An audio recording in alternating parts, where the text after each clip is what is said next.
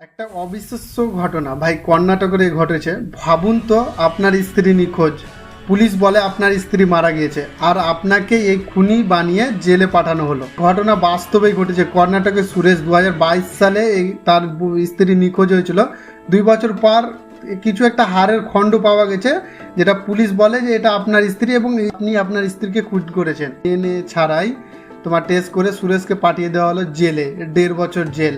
তারপরে হঠাৎ করে 2025 সালে চমকে গেল গোটা দেশ এবং তার স্ত্রী জেগে উঠলো, মানে জ্যান্ত হয়ে গেল পুলিশের অনুযায়ী, এবং সে বসবাস করছে একটা অন্য পুরুষের সাথে, জীবনযাপন করছে। সুরেশ দাবি করে এবং সুরেশকে তো কেউ থেকে ছাড়া দিয়ে দেয় যে আমাদের ভুল হয়েছে, আমাদের হচ্ছে পুলিশ এবং জর্জ বলে।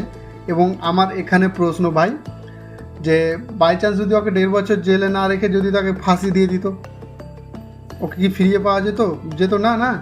তাই বলছি ভাই, আমাদের ভারত মতো ন্যায় বিচার অন্ধকারের মধ্যে চলে গেছে।